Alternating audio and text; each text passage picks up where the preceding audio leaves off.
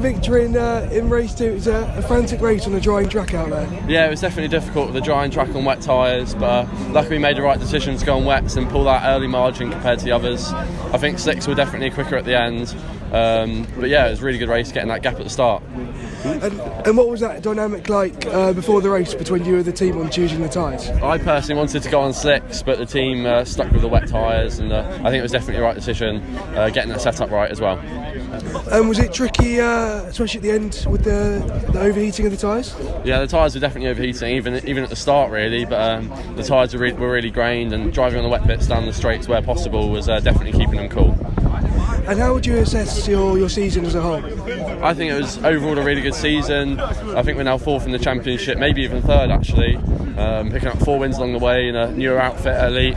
I think 4 wins is absolutely fantastic, to be honest. And what are you looking at for next year? Another season of GB3? I don't think it will be GB3. We'll have to see what happens, but I'd personally definitely like to stay in single seaters. Race 2 so close to the podium, but it was a frantic race out there. I'm gutted, yeah. One less lap and we would have been on the podium. Just as it started to dry out, the slicks became the better tyre to be on, and it was a great move. Bryce Aaron sent it around the outside of McLean's, and he's had the grip to hold it there. Yeah, I'm disappointed, but still, it's a good result. I woke up this morning not thinking that I was going to be in the top 5, so I'm really pleased with that. Bittersweet, but yeah, it was a good race. And how tricky was it managing the tyres on the drying track? It's probably the hardest race that I've raced in terms of tyre management, because it was always drying. So there was a point in the race where the wet tyres were just about faster, but then it sort of started to eat towards the slick tyres because it was drying out so much. I'll try my hardest to keep them in check, but it's really difficult around here. So yeah, I think we chose the right tyre to be on, but just at the end it sort of switched over. But yeah, it was a good race. And what are you expecting from the reverse grid later on? Carnage probably. I think I'm starting around about P7, P8, so I'm just going to give it everything, see what happens. Final race of the year, got nothing to lose, so elbows out, eyes forward. P8 in race 2 earlier on, it was a frantic race with a drying track. How would you assess things out there? Yeah, it was a lot of fun. I was on wets, somewhere on slicks. I started 13th, then I made it up to 4th, kind of with 5 laps to go. Just really, really good pace. I was on pace with the leader pretty much. Then obviously the wets started to drop off because it was almost a dry track, so the guys on slicks were coming through. So I got passed by 2 of the high techs on slicks, so I fell back to 6th. And then unfortunately after the race they gave me a track limits penalty, which is pretty harsh, I think.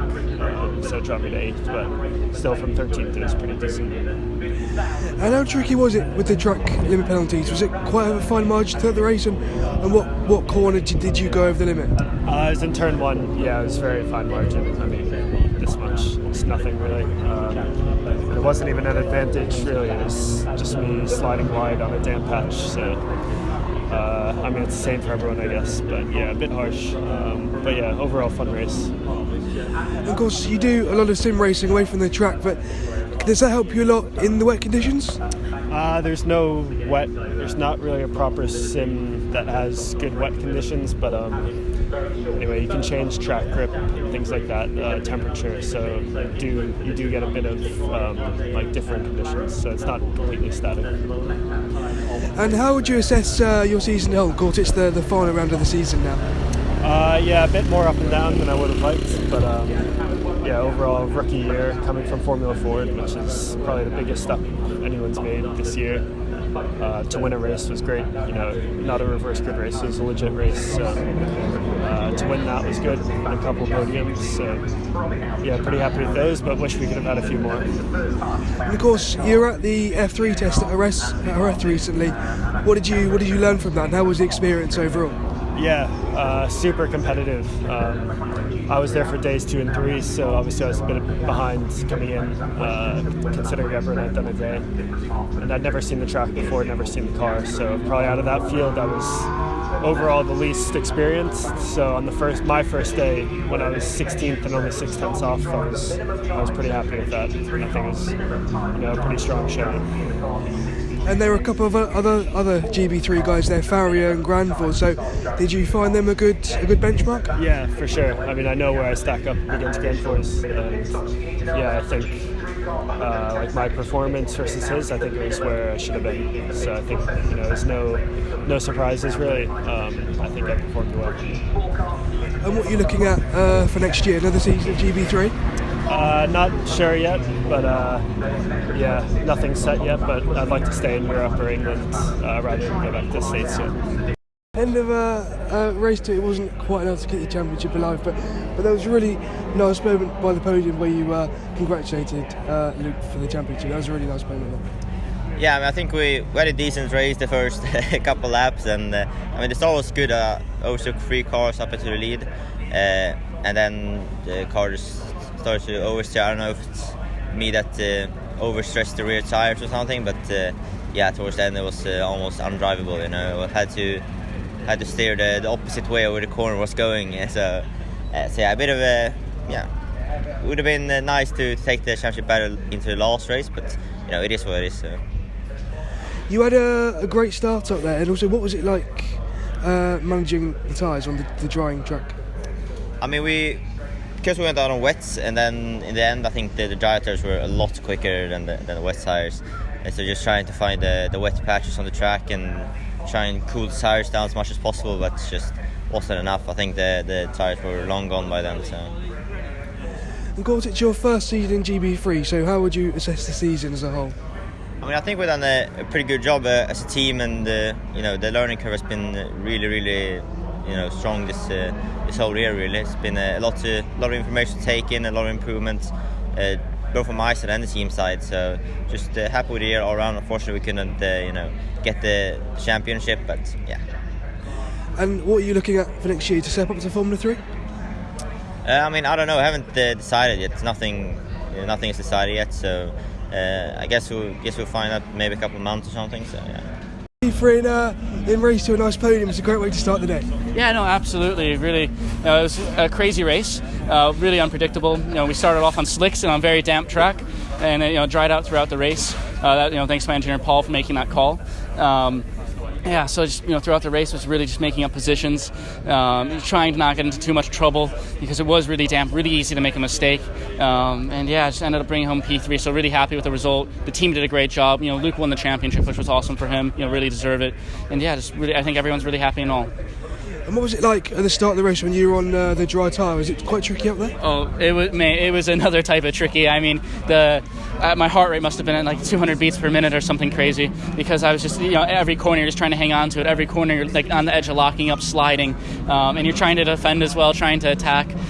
So yeah, it was really, really sketchy, but yeah, very fun. And when did the crossover point come towards the end? It was actually really quite late. So initially, the first, I'd say, like 4 or 5 laps was really difficult. I was like, oh, I don't think that the tire's going to work. I don't think it's going to work.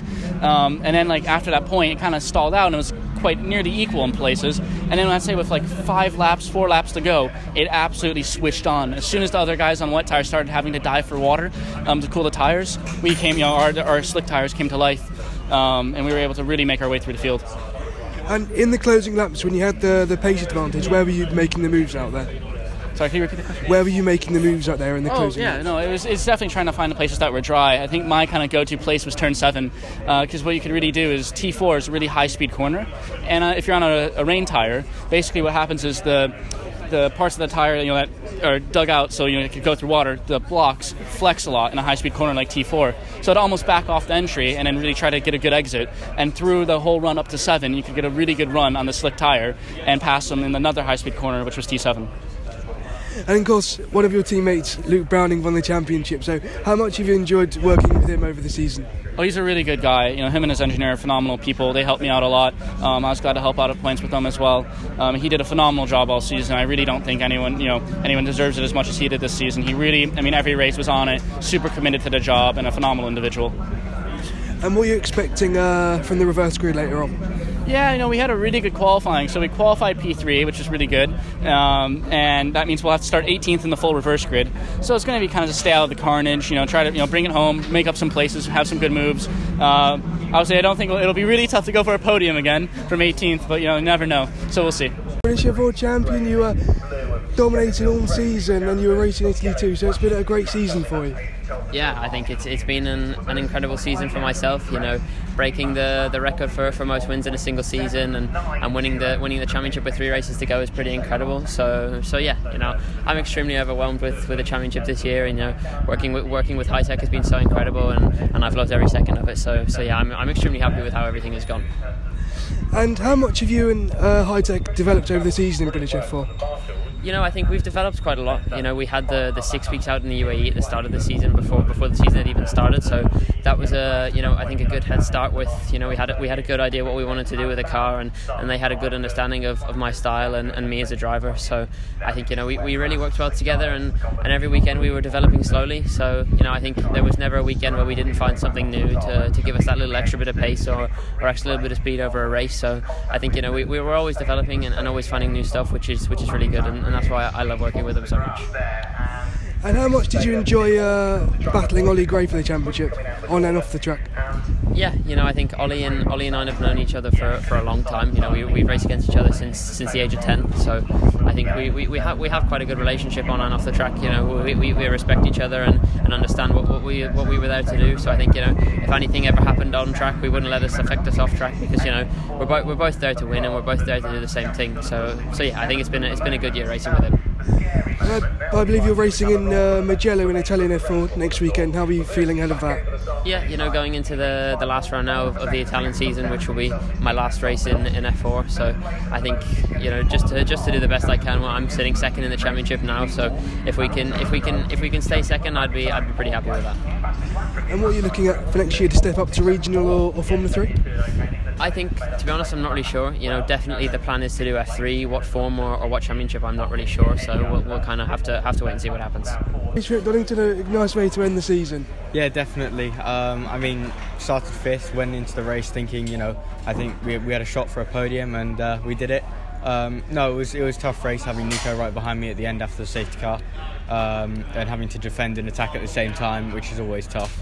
Having to place my car right every corner and all that. But yeah, no, we ended up in 3rd, so that was, it was good. And what's that dynamic like when you're attacking and defending at the same time? Is it all about focusing on exits?